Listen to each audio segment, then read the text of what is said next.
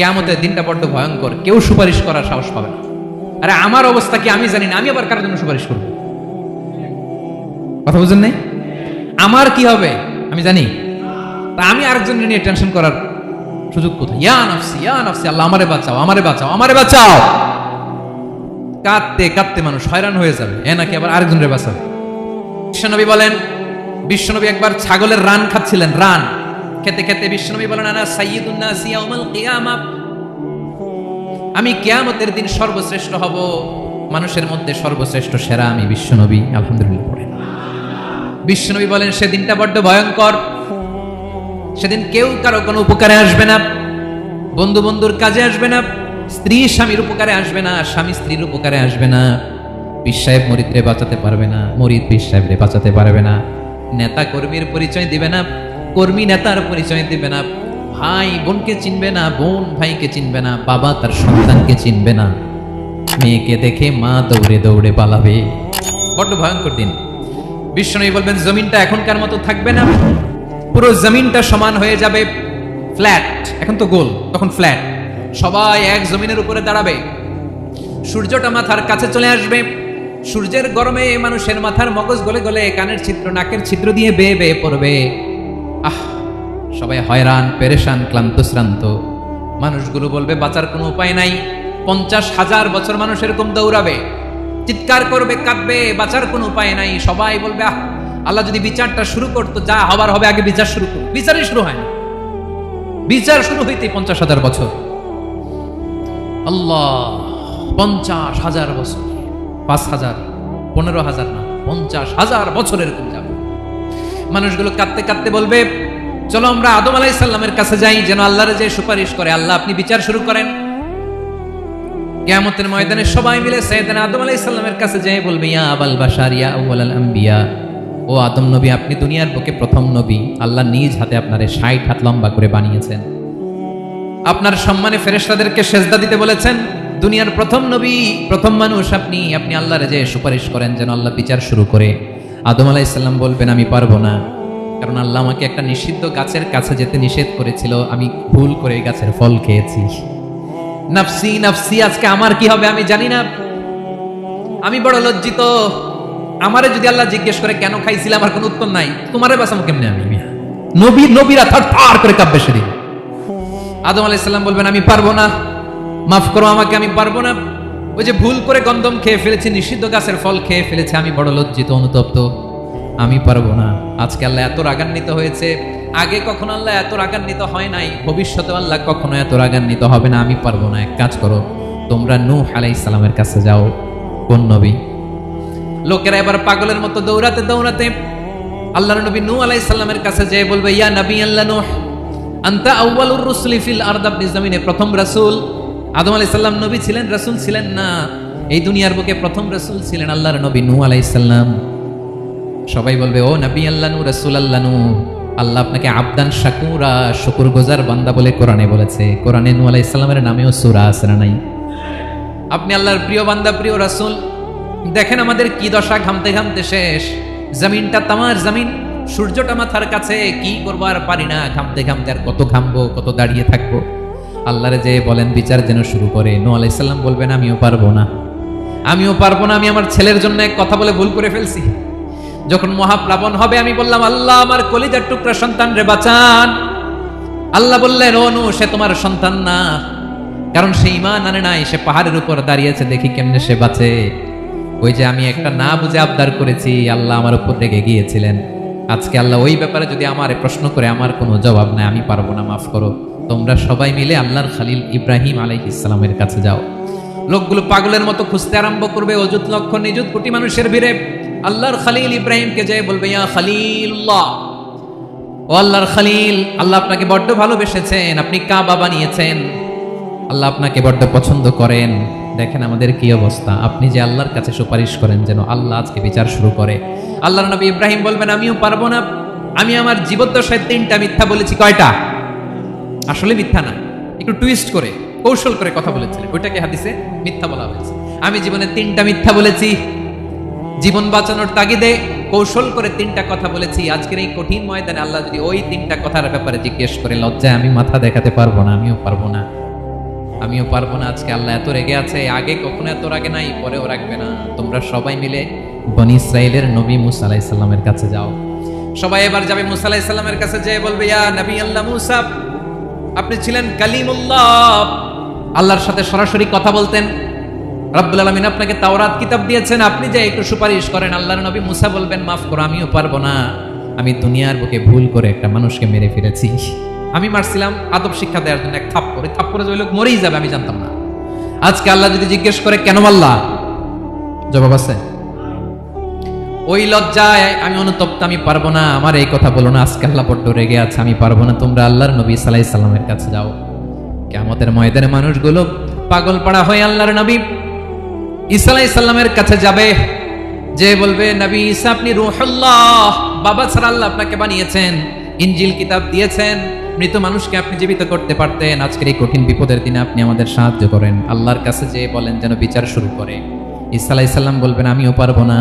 ইন্নী উবিদতু মিন দুনিল্লাহ, আমার উম্মত খ্রিস্টানেরা আল্লাহরে বাদ দিয়ে আমি ঈসার ইবাদত করেছে।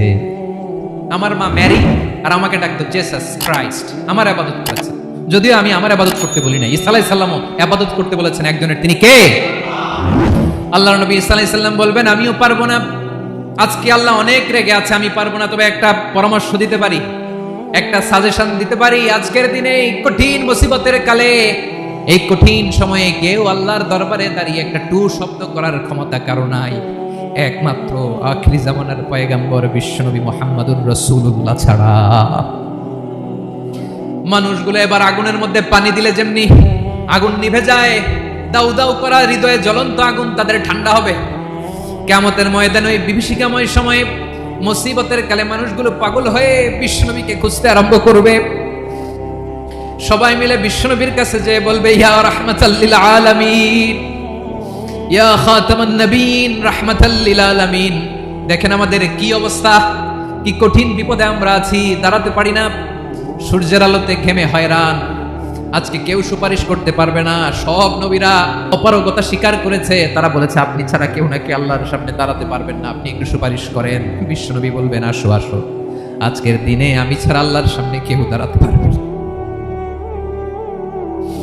বিশ্বনবী মাকামে মাহমুদে যে আল্লাহু আকবার বলে সিজদায় লুটিয়ে পড়বেন। আল্লাহ রাব্বুল আলামিন বিশ্বনবীকে এমন কিছু চমৎকার শব্দ শেখাবেন, ওই শব্দগুলো দিয়ে আল্লাহর প্রশংসা করে বিশ্বনবী কাঁদতে আরম্ভ করবেন।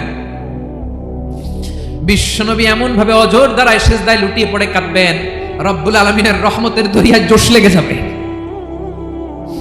রব্বুল আলামিন এই দৃশ্য থেকে সহ্য করতে পারবেন না। রব্বুল আলামিন বলবেন, ইয়া মুহাম্মদ ইরফা রাসাক, ও নবী আপনি মাথা তোলেন,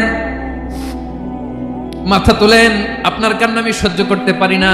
নবী আপনি মাথা তোলেন, সাল তুতা, আজকে আপনি যা চাবেন তাই দেব। নবী আপনি সিজদা থেকে মাথা তুলেন, সাল তুতা, যা চাবেন তাই দেব। ওয়াশফা তুশাফা, যার জন্য সুপারিশ করবেন তার সুপারিশ কবুল করে নেব।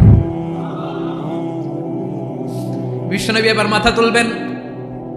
যে বিভীষিকাময় সময়ে প্রত্যেক নবী বলেছেন আমি পারবো না, প্রত্যেক নবী বলেছেন নফসি নফসি, আমার কি হবে আমি জানি না, আল্লাহ আমারে বাঁচাও। প্রতিটি নবী বলবেন নফসি নফসি, আল্লাহ তুমি আমারে বাঁচাও, আমারে বাঁচাও। বিশ্বনবী মাথা তুলবেন, তুলে বলবেন রব্বি হাবলি উম্মতি, আল্লাহ তুমি আমার গুনাহগার উম্মতকে বাঁচাও। এই দুনিয়ার বুকে রব্বুল আলামিন সব নবীকে একটা করে দাওয়া মুস্তাজাবা দিয়েছেন, মানে যে দোয়া করলে কবুল হয়ে যায় সাথে সাথেই। দাও বিহা, দুনিয়ার সব নবীরা ওই দোয়াটা দুনিয়ায় করে ফেলেছে। সব নবীকে আল্লাহ একটা করে দোয়া দিয়েছেন, নবী দোয়া করলেই কবুল, সব নবীরা ওই দোয়া করে ফেলেছে দুনিয়াতে। বিশ্বনবী বলেন আমি করি নাই। ওয়া ইন্নী আখতাবিউ দাওয়াতি শাফাআতান লি উম্মতি ইয়াউমাল কিয়ামাহ, আমার ওই স্পেশাল দোয়াটা আমি দুনিয়ার বুকে কঠিন বিপদে পড়েও কোনোদিন করি নাই। আমি আমার স্পেশাল দোয়াটা কিয়ামতের দিন আমার গুনাহগার উম্মতকে সুপারিশের জন্য রেখে দিয়েছি। আল্লাহ বলবেন নবী ইরফা রাসাক, মাথা তোলেন, আর কাটবেন না। বিশ্বনবী মাথা তুলবেন, আল্লাহ বলবেন সাল তুতা, আপনি যা চাবেন তাই দেব। ওয়াশফা তুশাফা, সুপারিশ করেন, সুপারিশ কবুল করব। বিশ্বনবী বলবেন আল্লাহ ওই স্পেশাল দোয়াটা দুনিয়াতে করি নাই, আজকে আমি তোমার দরবারে দাঁড়িয়ে কিয়ামতের দিন ওই দোয়াটা করছি। আল্লাহ আমার যে উম্মতের হৃদয়ে যাররা পরিমাণ ঈমান আছে, আমার একটা উম্মতকেও তুমি জাহান্নামে ঢোকাতে পারবা না। বিশ্বনবী পাগলের মতো একবার হাউজে কাউসারে যাবেন, একবার সিরাতে যাবেন, একবার পুলসিরাতের দিকে, একবার হাউজে কাউসারের দিকে পাগলের মতো দৌড়াতে থাকবেন, তার কোনো গুনাহগার উম্মত যাতে জাহান্নামে ঢুকে না যায়। সেদিন কেউ সুপারিশ করতে পারবে না, বিশ্বনবী ছাড়া। এজন্য 5 নম্বর আল্লাহ বললেন, মান যাল্লাযী ইয়াশফাউ ইনদাহু ইল্লা বিইযনিহি। কার সাহস আছে, কার এত বড় বুকের পাটা কিয়ামতের কঠিন দিন আল্লাহর সামনে দাঁড়িয়ে সুপারিশ করবে? কার ক্ষমতা নেই, কারো ক্ষমতা নাই। বিশ্বনবী সেদিন সিজদায় পড়ে উম্মতের জন্য কাঁদবেন, সবাই কাঁদবে, নফসি নফসি, আল্লাহ আমারে বাঁচাও, আল্লাহ আমারে বাঁচাও। বিশ্বনবী বলবেন, উম্মতি উম্মতি। বিশ্বনবী আমার জন্য কাঁদবেন, আপনার জন্য কাঁদবেন, আমাদের জন্য সেদিন কেঁদে কেঁদে জাহান্নামের দরজায় দাঁড়িয়ে আমাদেরকে টেনে টেনে জান্নাতে ঢুকাবেন।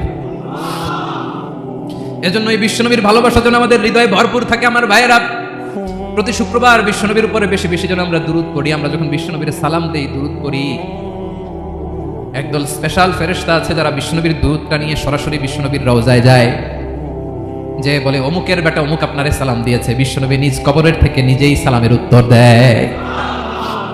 বিশ্বনবীর ভালোবাসা যেন আমাদের হৃদয়ে থাকে, বিশ্বনবীর সুন্নাহ দিয়ে যেন আমাদের জীবনটাকে সাজাই। পারা যাবে ইনশাআল্লাহ। বিশ্বনবীর ভালোবাসা ছাড়া কেউ জান্নাতে ঢুকতে পারবে? বিশ্বনবীর পক্ষে আমরা বলবো, বিশ্বনবীর পক্ষে আমরা লিখবো, বিশ্বনবীর জন্য আমরা আমাদের কলিজার রক্ত বিলিয়ে দিব, ঠিক কিনা বলেন? সেদিন বিশ্বনবী ছাড়া কেউ সুপারিশ করতে পারবে না। 5 নম্বর আল্লাহ বললেন, মান যাল্লাযী ইয়াশফাউ ইনদাহু ইল্লা বিইযনিহি। কে আছে সুপারিশ করবে আল্লাহর সামনে? আর আপনি আপনার বাবার দরবারে যে সিজদা দেন, হ্যাঁ? ইব্রাহিম আলাইহিস সালাম থারথার করে কাঁপবে আর বলবে, নফসি নফসি, আল্লাহ আমারে বাঁচাও। মুসা আলাইহিস সালাম থারথার করে কাঁপবে, আল্লাহ নফসি নফসি, আমারে বাঁচাও। আর আপনি পীরের দরবারে যে সিজদা দেন, কোথায় আছেন আপনি? খবরদার, কেউ বাঁচাতে পারবে না। যাকে ইল্লা আল্লাহ যাকে অনুমতি দেন, বিশ্বনবীকে দিবেন, নবীদেরকে দিবেন, এরপরে আল্লাহ তার স্পেশাল ওয়ালিদেরকে, মুত্তাকিনদেরকে, শহীদদেরকে, সিলেক্টেড বান্দাদেরকে দিবেন। কিন্তু কাকে দিবেন, কার জন্য দিবেন, দুনিয়ার কেউ জানে না একজন ছাড়া। তিনি কে? আল্লাহর ওয়ালিদেরকে, নেককার লোকদেরকে আল্লাহ সুপারিশের অনুমতি দিবেন। কিন্তু আপনি যারে মানেন, যার পায়ে সেজদায় লুটিয়ে পড়ে থাকেন, তারে যে আল্লাহ দিবেন, এটার কোনো গ্যারান্টি আছে? কথা বলেন। এজন্য জপতে হবে একজনের নাম, আওয়াজ করে বলুন, তিনি কে? আয়াতুল কুরসির 5 নাম্বার কথা হচ্ছে, সেদিন কেউ কারো উপকারে আসবে না, সুপারিশ করার সুযোগ পাবে না, আল্লাহ যাকে অনুমতি দেয় তিনি ছাড়া। কয়টা গেল? 6 নম্বর আল্লাহ বললেন, ইয়ালামু মা বাইনা আইদিহিম ওয়া মা খালফাহুম। তোমাদের সামনে, তোমাদের পেছনে যখন যেটাই ঘটুক না, জানে কে? আওয়াজ করে বলুন, কেউ যেটা জানে না, জানে কে? কেউ যেটা দেখে না, দেখে কে? কেউ যেটা শোনে না, শোনে কে? ইয়ালামু মা বাইনা আইদিহিম ওয়া মা, দৃষ্টিগোচর, দৃষ্টির বাইরে যা ঘটে কে জানে? তবে ঘরের ভিতরে ঢুকে জানালা বন্ধ করে লাইট অফ করে যদি আমরা কিছু করি, ওইটা আর আল্লাহ জানে। হ্যাঁ, জানে? ওইটাও জানে। যত কালো পর্দা লাগায়া লাইট বন্ধ করে একা একা পাপ করেন, দেখে কে? এজন্য অন্ধকারে পাপ করলেও সেখানে আল্লাহর দৃষ্টি আছে না নাই? আলিমুল গায়বি ওয়াশ শাহাদা, দৃশ্য অদৃশ্য সব জানেন, সব। আল্লাহ বলেন, ওয়া আসিররু কাওলাকুম আও ইজহারু বিহি ইন্নাহু আলিমুম বিযাতিস সুদূর। প্রকাশ্যে করো কিংবা গোপনে করো, সব জানেন। এমনকি অন্তরে অন্তরে কি ভাবো তাও জানেন। মুখে গালি দেন নাই, মনে মনে গালি দিচ্ছেন, ওটা তো আল্লাহ জানেন। হ্যাঁ, অন্তরে যা আছে ওইটাও। ইয়ালামু খাইনাতাল আয়ুন ওয়া মা তুখফিস সুদূর। চোখ দিয়ে, অনেকে দেখবেন চোখ দিয়ে চোখ মারে, ওইটাও আল্লাহ দেখেন। বিচার করতেছে, বিচারককে ঘুষটুস দিয়ে আপনি চোখ মারলেন, যে এইভাবে না ওইভাবে কর, এটা তো আল্লাহ দেখে, দেখে নাই? হ্যাঁ, খাইনাতাল আয়ুন, চোখের খেয়ানত দেখে। ওয়া মা তুখফিস সুদূর, অন্তরে যেটা লুকায় রাখো এটাও তিনি দেখেন। এজন্য আল্লাহ বলেন 6 নম্বর কথা হচ্ছে, ইয়ালামু মা বাইনা আইদিহিম ওয়া মা খালফাহুম। সামনে পেছনে যা ঘটে সব জানে কে? কথা ক্লিয়ার? 7 নম্বরে আল্লাহ বললেন, ওয়ালা ইউহিতুনা বিশাইইম মিন ইলমিহি ইল্লা বিমা শা। কেউ তার জ্ঞানকে পরিব্যাপ্ত করতে পারে না, পরিবেষ্টন করতে পারে না। তার জ্ঞানে কি আছে কেউ জানতে পারে না, ততটুকু ছাড়া যতটুকু তিনি জানেন। সুবহানাল্লাহ। নবীরা কি সব জানেন? বিষ্ণু ইসা ইসলাম সব জানতেন না। আল্লাহ তাআলা নবীদেরকে যতটুকু জানান ততটুকুই নবীরা বলে, ঠিক কি না? ওয়া মা ইয়ানতিকু আনিল হাওয়া ইন হুয়া ইল্লা ওয়াহয়ুন ইউহা। আল্লাহ যতটুকু জানায় নবীরা ততটুকু বলতে পারে, এর বাইরে বলতে পারে না। আল্লাহ যতটুকু জানায় ততটুকু। আমাদের জ্ঞান যা আছে দিছে কে? সবাই বলুন, কে দিছে? এজন্য আল্লাহ বলে, আমি যদি জ্ঞান দেই তাইলে তোমরা জ্ঞান পাও, এছাড়া জ্ঞানের কোনো মাধ্যম দুনিয়াতে। আর আমাদের জ্ঞান একেবারে কম, এই জ্ঞান নিয়ে আমরা বড়াই, কত বড়াই করি, জ্ঞানের কত বড়াই, গর্ব অহংকার, কত গরম আছে না নাই? কি জ্ঞান আছে আপনার? কি জানেন বলেন? ভবিষ্যৎ জানেন? কালকে কি হবে জানেন? তো কি জানেন আপনি? কালকে কি হবে এটাই তো জানি না, এখন কি হবে তাই জানি না, পিছনে কি করছিলাম এটা মনে রাখতে পারি না। আজ থেকে 1 মাস আগে এই বিকেলে আপনি কি করতেছিলেন মনে আছে? এত দূরে যাওয়া লাগবে না। আজ থেকে 1 সপ্তাহ আগে রাত্রে বেলায় কি খাইছিলেন মনে আছে? আজ থেকে 5 দিন আগে কোন জামাটা পড়ছিলাম মনে আছে? তো কি জানেন আপনি? কিছুই না। আমাদের জ্ঞানকে আল্লাহ বলেছেন কলিল। কি বলেছেন? এজন্য রব্বুল আলামিন বলেন তোমাদের জ্ঞান হলো কলিল। ওমা উতিতুম মিনাল ইলমি ইল্লা কলিলা। একেবারে যত সামান্য জ্ঞান আমি আল্লাহ তোমাদেরকে দিয়েছি, আসল জ্ঞান ভান্ডার একমাত্র আমি আল্লাহর কাছে। তাহলে আমাদের জ্ঞানকে আল্লাহ কি বলেছেন? কলিল। একটু বলুন কি বলেছেন? কলিল মানে কি? একটা মহাসাগরের মধ্যে, খেয়াল করে শুনেন বুঝবেন, একটা মহাসাগরের মধ্যে একটা চড়ুই পাখি যে যদি একটু পানি খায়, পানি খাওয়ার পরে ওই চড়ুই পাখির ঠোঁটে যে একটু পানি লেগে থাকে ওইটারে বলে কলিল। আল্লাহ বলে মহাসাগর থেকে পানি খাওয়ার কারণে চড়ুই পাখির ঠোঁটে যে একটু পানি লেগে আছে, এই পানিটা হচ্ছে তোমরা পৃথিবীতে যারা আছো সবার জ্ঞান, সবাই মিলে এতটুকু জ্ঞান, আর পুরো মহাসাগরের পানি হচ্ছে আমি আল্লাহর জ্ঞান। তাহলে আপনার জ্ঞান তো অনেক বেশি। এজন্য জ্ঞানের বড়াই করা যাবে না। আল্লাহ বলেন ওয়ালা ইউহিতুনা বিশাইইন মিন ইলমিহি ইল্লা বিমা শা। আল্লাহ যতটুকু জানেন ততটুকুই আমরা জানি, তিনি যে কত জানেন আমাদের কোনো ধারণা নাই। ঠিক কিনা বলেন? 8 নম্বরে আল্লাহ বলেন ওয়াসিআ কুরসিয়ুহুস সামাওয়াতি ওয়াল আরদা। তার কুরসি আকাশ জমিন বিস্তৃত। আকাশ এবং জমিনকে পরিব্যাপ্ত করে রেখেছে তার কুরসি, তার ক্ষমতা, তার কর্তৃত্ব। কুরসির 2টা তাফসীর। এক তাফসীর হলো কুরসি মানে ক্ষমতা, তার ক্ষমতা, কর্তৃত্ব, আকাশ জমিন বিস্তৃত। কুরসির আরেকটা ব্যাখ্যা হচ্ছে সরাসরি কুরসি, যেখানে আল্লাহ পা রাখে। কি রাখে? তার মানে হুজুর আল্লাহর পা আছে? আছে। কেমন আমরা জানি না, আমাদের পায়ের মতো না। সুবহানাল্লাহ পড়েন। তো তাইলে আল্লাহ কার মতো? আল্লাহ আল্লাহর মতো। সুবহানাল্লাহ পড়েন। লাইসা কামিসলিহি শাই, কোনো কিছু তার মতো নয়। তো তিনি কার মতো? তিনি তার মতো। ওয়ালাম ইয়াকুল্লাহু কুফুয়ান আহাদ। ওয়াসিআ কুরসিয়ুহুস সামাওয়াতি ওয়াল আরদ। তার কুরসিটা আকাশ জমিন বিস্তৃত। এটা ঊর্ধ্ব জগতের কথা। অথবা হাতের বাইরা কোন জগৎ? ঊর্ধ্ব জগৎ শুরু হয় এই যে এখান থেকে, মাথার উপর থেকে ঊর্ধ্ব জগতের শুরু। ঠিক কিনা? এই যে শূন্যে যা দেখেন এটা প্রথম আকাশের মহাশূন্য। আল্লাহ বলেন ওয়ালা কাদ যায়্যানাস সামাআদ দুনিয়া বিজিনাতিল কাওয়াকিব। প্রথম আকাশের মহাশূন্যকে আমি তারা গ্রহ দিয়ে সুশোভিত করেছি। আমাদের পৃথিবীর চাইতে অনেক বড় গ্রহ আছে, যেমন সূর্য পৃথিবীর চেয়ে 13 লক্ষ গুণ বড়। কয় গুণ? 13 গুণ, 1300 গুণ, 13,000 গুণ। কত গুণ? আরো জোরে কত গুণ? চিন্তা করছেন পৃথিবীটা কত বড়, আর সূর্য নাকি পৃথিবীর চেয়ে? তার মানে সূর্যই কি সবচেয়ে বড় না? সূর্যের চেয়ে কোটি কোটি গুণ বড় তারা আছে। এরকম কোটি কোটি তারা নিয়ে আমাদের গ্যালাক্সি মিল্কি ওয়ে। এরকম কোটি কোটি গ্যালাক্সি আছে প্রথম আকাশের মহাশূন্যের মধ্যে। এরপরে দ্বিতীয় আকাশ। এই দ্বিতীয় আকাশটা প্রথম আকাশের তুলনায় কত বড়? বিশ্বনবী বলেন তোমার হাতের আংটি যদি মরুভূমির মাঝখানে ফেলে দাও, পুরো মরুভূমির তুলনায় তোমার হাতের আংটি যত ছোট, দ্বিতীয় আসমানের তুলনায় প্রথম আসমানটা ঠিক তত ছোট।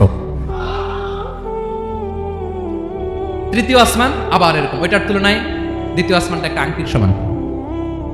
চতুর্থ আসমানের তুলনায় মরুভূমির মাঝখানে তৃতীয় আসমানটা আংটির সমান। একটার চেয়ে আরেকটা বড়। কত বড় আমি বলতে পারবো, আপনারা শুনতে পারবেন, কিন্তু আমরা কল্পনা এটা ধারণ করতে পারবো। পঞ্চম, ষষ্ঠ, সপ্তম, 7 আকাশ শেষ। কি শেষ? এর উপরে আছে বাইতুল মামুর। কি নাম? এটা ফেরেশতাদের মসজিদ, ফেরেশতাদের কিবলা, ফেরেশতাদের কাবা। আমরা যেমন মক্কায় কাবা, ফেরেশতাদের কাবা, কিবলার নাম হচ্ছে আল বাইতুল মামুর। 7 আসমানের উপরে। এটা কত বড় শুনেন। প্রতিদিন বিশ্বনবী বলেন প্রতিদিন এই আল বাইতুল মামুর ফেরেশতাদের মসজিদে 70,000 ফেরেশতা ইবাদতের জন্য চান্স পায়। প্রতিদিন কয় হাজার? একবার ঢুকে যে বের হয়ে যায় কিয়ামতের আগে দ্বিতীয়বার আর তারা চান্স পাবে না। আল বাইতুল মামুর ওইটা শেষ। এরপরে সিদরাতুল মুনতাহা। কি নাম? সীমান্ত বৃক্ষ। ওইটা আরো বড়, একটা বিশাল বড় বড়ি গাছ আল্লাহ বানাইছে। ওয়া ইলাইহি ইয়ানতাহি ইলমুল মালাইকা। ফেরেশতাদের জ্ঞান সীমানা ওইখানেই শেষ। এর উপরে কি হয় ফেরেশতারা আর জানে না। ফেরেশতাদের ক্ষমতা এখানে শেষ। সিদরাতুল মুনতাহা। সিদরাতুল মুনতাহার এরিয়া শেষ। এরপরে শুরু হয় আল্লাহুল মাহফুজ, কোরআনের বাড়ি। কোরআনের বাড়ি কই? বাল হুয়া কুরআনুম মাজিদ ফি, এটা মিন দুররাতিন বাইদা, সাদা ঝকঝকে ডায়মন্ড দিয়ে আল্লাহ বানাইছে। আমাদের সবার তাকদীর ভাগ্যলিপি ওইখানে লেখা। কি হবে না? কোরআনের বাড়ি ওইটা। ওইটা শেষ। এরপরে শুরু হয় লা জামান লা মাকান এরিয়া। ওইখানে কোনো জামান নাই, মাকান নাই, no time no space area শুরু। ওইখানে কুরসি, যেখানে আল্লাহ পা রাখেন বা কুদরতি পা রাখেন। আল্লাহর কুরসি। বড় রাজা বাদশারা সিংহাসনে বসে পা রাখে একটা টেবিলের উপর, শাহী টেবিল, ওইটার নাম কুরসি। আল্লাহ বলে ওয়াসিআ কুরসিয়ুহুস সামাওয়াতি ওয়াল আরদ। আল্লাহর এই কুরসিটা এতক্ষণ যা বললাম এই সবগুলোর চাইতে বড়। কুরসির উপরে আছে আল্লাহর আরশ। আর রহমানু আলাল আরশি ইস্তাওয়া। রব্বুল আলামিন ওই আরশের উপরে। আমি যেমনি চেয়ারের উপরে এরকম না। যেভাবে আল্লাহর জালালিয়াত, হিজ হাইনেস, হিজ রয়্যালনেস, আল্লাহর জালালিয়াত, আল্লাহর কুদরতের মাধ্যমে যেভাবে আল্লাহ আরশের উপর থাকা দরকার, আল্লাহ সত্তা, আল্লাহ ঠিক ওইভাবে আছেন, আরশের উপরে আছেন। ওয়া ইয়াহমিলু আরশা রাব্বিকা ফাওকাহুম ইয়াউমাইযিন সামানিয়া। কিয়ামতের দিন আল্লাহর এই আরশটা 8 জন ফেরেশতা বহন করবে। আরশ বহনের জন্য আল্লাহর ফেরেশতা লাগে না, কোনো কাজের জন্যই আল্লাহর ফেরেশতা লাগে না। আল্লাহ বলে কুন ফায়াকুন, হয়ে যায়। তারপরে আল্লাহ নিয়োজিত রেখেছেন, সেদিন কিয়ামতের দিন আল্লাহর আরশটা বহন করবে কয়জন ফেরেশতা? এদের সাইজ কত বড়? হ্যাঁ, শুনতে মনে চায়? বিশ্বনবী বলেন, ইন্না মা বাইনা শাহমাতি উযুনিহি ইলা আতিকিহি মাসিরাতু 700 সানা। বিশ্বনবী বলেন, ওই ফেরেশতার সাইজ আমি দেখে এসেছি কত বড়, শোনো, যারা আল্লাহর আরশ বহন করবে। পুরো সাইজ বলা যাবে না। বিশ্বনবী বলেন, ওই ফেরেশতার কানের লতি থেকে কাঁধ বরাবর। আপনার কানের লতি থেকে কাঁধ কতটুকু হবে? 4 আঙ্গুল 5 আঙ্গুল। বিশ্বনবী বলেন যে 8 জন ফেরেশতা কিয়ামতের দিন আল্লাহর আরশের পায়া ধরে থাকবে, ওই ফেরেশতাগুলোর কানের লতি থেকে কাঁধ বরাবর আসতে সবচেয়ে দ্রুতগামী যানবাহন, পৃথিবীতে সবচেয়ে দ্রুত চলে আলোর ফোটন। আলোর ফোটন 1 সেকেন্ডে চলে 3 লক্ষ কিলোমিটার। কয় লক্ষ কিলোমিটার? 1 ঘন্টায়? 1 মিনিটে? কয় সেকেন্ডে? 1 সেকেন্ড কইতে তো 2 সেকেন্ড লাগে। 1 সেকেন্ডে আলোর ফোটন, আলোর কণা ছুটে 3 লক্ষ কিলোমিটার বেগে। বিষ্ণুই বলেন, এরকম যানবাহন দিয়ে যেটা সেকেন্ডে 3 লক্ষ কিলোমিটার বেগে ছুটে, এরকম দ্রুত যদি কেউ ছুটে, তাহলে ওই ফেরেশতার কানের লতি থেকে কাঁধ বরাবর আসতে 700 বছর সময় লাগবে। এজন্য রব্বুল আলামিন বলেন, ওয়াসিআ কুরসিয়ুহুস সামাওয়াতি ওয়াল আরদা। আল্লাহর কুরসিটা আকাশ জমিন সব চাপিয়ে যাবে। তাহলে আল্লাহ কত বড়! সুবহান। সেজদায় যখন লুটিয়ে পড়ে, এটা ভাববেন, আয় রে, কারে সেজদা দেই আমি? তিনি কি সুমহান, কি সুবিশাল! ওই রবের গোলাম আমি, আলহামদুলিল্লাহ পড়েন। 9 নম্বরে আল্লাহ বলেন, ওয়ালা ইয়াউদুহু হিফযুহুমা। এই বিশাল আকাশ জমিনকে রক্ষণাবেক্ষণ করতে যে আল্লাহ কঠিন কালেও ক্লান্ত হয় না। নাকি আমার আপনার মতো ক্লান্ত হয়? আল্লাহর ক্লান্তি আছে, শ্রান্তি আছে, বিশ্রাম আছে, বিরাম আছে, ঘুম, জিমানি? সুবহানাল্লাহ পড়েন। আল্লাহ বলে, ওয়ালা ইয়াউদুহু হিফযুহুমা। এগুলোকে রক্ষণাবেক্ষণ করতে আল্লাহ ক্লান্ত হয়ে পড়েন না। 9 নম্বরে বললেন, আল্লাহর কোনো ক্লান্তি নাই, সব কিন্তু দেখভাল করেন, প্রতি মুহূর্তে, প্রতি সেকেন্ডে যার যেটা লাগে করেন। এই পুরো বসুন্ধরা, পৃথিবী, মহাবিশ্ব যেভাবে চলা দরকার সৃষ্টির পর থেকে আজও চলছে। চালায় কে? ইঞ্জিনিয়ারটা কে? আসল কারিগরটা কে? 9 নম্বর চলে গেল, আল্লাহ ক্লান্ত হন না। আর বাকি রইল কয়টা? সব শেষে আল্লাহ তাআলা বললেন, ওয়া হুয়াল আলিয়ুল আযীম। ওয়া হুয়াল আলিয়ুল আযীম, তিনি হচ্ছেন আল আলিয়ুল আযীম। সব শেষ কথা। প্রিয় ভাইয়ের, আমি বলেছিলাম আয়াতুল কুরসিতে আল্লাহর মোট কয়টা সুন্দর সুন্দর নাম আছে? 2টা তো বলে ফেলছি। এগুলো কি ছিল? আল হাইয়ু, আল কাইয়ুম। এবার সব শেষে 3 আর 4 নাম্বারটা আসছে। এটা কি? একটা আল আলী আর একটা আযীম। 3 নাম্বারটা হচ্ছে আল আলী, 4 নাম্বারটা আযীম। আল আলী মানে হচ্ছে সর্বোচ্চ, দ্য গ্রেটেস্ট, দ্য হাইয়েস্ট। তার উপরে কেউ আছে? ঊর্ধ্ব জগতের যে বর্ণনা দিছি, কি বুঝলেন? আল্লাহর উপরে কেউ আছে? এজন্য তিনি হচ্ছেন আল আলী, সবচেয়ে উপরে, সর্বোচ্চ, দ্য হাইয়েস্ট। তার উপরে কেউ।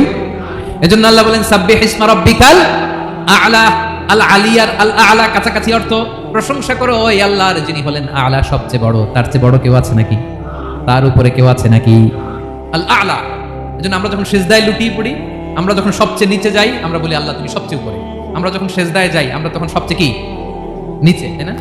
এর চেয়ে নিচে আর মানুষের সবচাইতে দামি অঙ্গ কপালটারে মাটিতে ঘষি, আমি সবচেয়ে নিচে, আর আমি বলি সুবহান রাব্বিয়াল আহা, সুবহান রাব্বিয়াল আ'লা। আল্লাহ তুমি সবচেয়ে উপরে, আমি সবচেয়ে নিচে, কিন্তু তুমি সবচেয়ে উপরে। সুবহানাল্লাহ পড়ে। আল্লাহ বলে, আমি হলাম আল আলী। 4 নম্বরে আমি হলাম আল আযীম, হাইয়ু কাইয়ুম। শেষে বললেন, আমি হলাম আল আলী, আমি হলাম আল আযীম। আযীম মানে সুমহান, দ্য সুপ্রিম। সুপ্রিম আল্লাহর সবকিছু চরম পর্যায়ে। তার সবকিছু কি? আল্লাহর শাস্তি চরম পর্যায়ে, আল্লাহর দয়া পরম পর্যায়ে, তার সৃষ্টি প্রকাণ্ড, তার ক্ষমতা প্রচন্ড। তিনি আল আলী, আল আযীম। আওয়াজ করে পড়েন আল্লাহু আকবার। আল্লাহ বলে, আমি হলাম আল আলী, আমি হলাম আল আযীম, আমি হলাম সুমহান। আমার সবকিছু বড়, আমার শাস্তি বড়, আমার দয়াও বড়, মায়াও বড়।